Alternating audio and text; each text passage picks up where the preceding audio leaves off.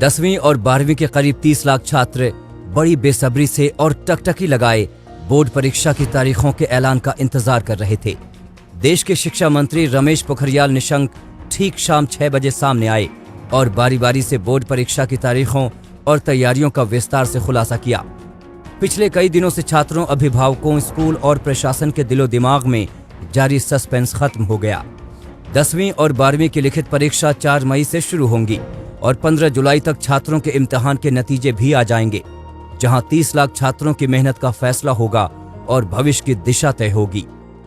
इन परिस्थितियों में बहुत आपसे संवाद करने के बाद और व्यापक परामर्श करने के बाद अब हम लोग इस निर्णय पर पहुंचे हैं कि जो बोर्ड की परीक्षा है हमारी, वो बोर्ड की परीक्षा जो 10वीं और 12वीं की जो बोर्ड की परीक्षा है, वो बोर्ड की परीक्षा 4 मई से प्रारंभ हो जाएगी और 4 मई से प्रारंभ होने वाली ये बोर्ड की परीक्षा हमको भरोसा है कि हम 10 जून तक इसको पूरा कर सकेंगे और समय पर ही हम लोग कोशिश करेंगे कि हम समय पर उसके बाद कॉपियों का निरीक्षण कराएंगे और समय पर आपका रिजल्ट भी हम तैयार करके करना चाहेंगे।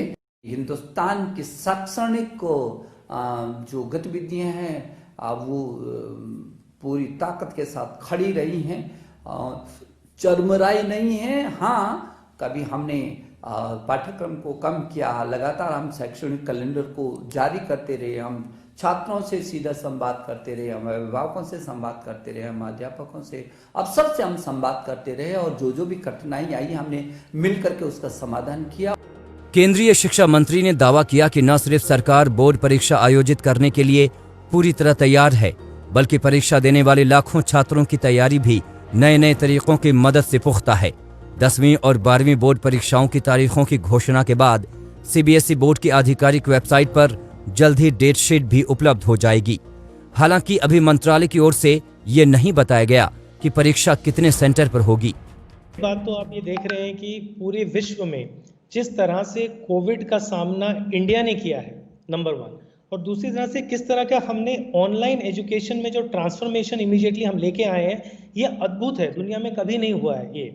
और कई महीनों से जितने भी स्कूल हैं वो अपनी तैयारी कर रहे हैं, अपने स्टैंडर्ड ऑपरेटिंग प्रोसेसेस बना रहे हैं, अपने ड्राई रन कर रहे हैं, अपने रिहर्सल कर रहे हैं कि जब स्कूल खुलेगा और जब परीक्षा होगी तो किन किन चीज़ों का ध्यान रखना पड़ेगा। जो स्टूडेंट्स हैं वो तो सारा सिलेबस तैयार करें, जो अच्छे स्टूडेंट्स नहीं हैं और थोड़ा भयभीत हैं इस पूरे माहौल से, उनके लिए मेरा सुझाव ये है कि थोड़ा सा कम सिलेबस तैयार करें, फिर जो तैयार करें पुख्ता तरीके से तैयार करें। हालांकि कोरोना काल में सरकार के ऑफलाइन परीक्षा कराने के फैसले पर विपक्ष और कई अभिभावक पहले से ही सवाल उठा रहे हैं। कई आशंकाएं भी जाहिर कर चुके हैं। मसलन कोरोना के वक्त में लिखित परीक्षा की क्या जरूरत थी? परीक्षा के दौरान महामारी के संक्रमण को कैसे रोका जाएगा? परीक्षा केंद्रों पर होने वाली भीड़ को कैसे नियंत्रित किया जाएगा? कोरोना की वजह से छात्रों को तैयारी के लिए पूरा वक्त नहीं मिला।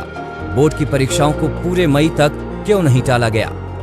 कोरोना महामारी को देखते हुए सवाल वाजिब भी हो सकते हैं, लेकिन देश के शिक्षा मंत्री निशंक ने साफ साफ कहा कि छात्रों की सुरक्षा सुनिश्चित करना उनकी पहली प्राथमिकता होगी। हालांकि कोरोना काल में करीब 30 लाख छात्रों की परीक्षा का सफल आयोजन सरकार की सबसे बड़ी परीक्षा होगी। वैसे इसी मुश्किल वक्त में ही सरकार ने इंजीनियरिंग और मेडिकल की परीक्षा को कामयाबी के साथ आयोजित करके भरोसा तो जरूर जगाया है। मिलन शर्मा, दिल्ली।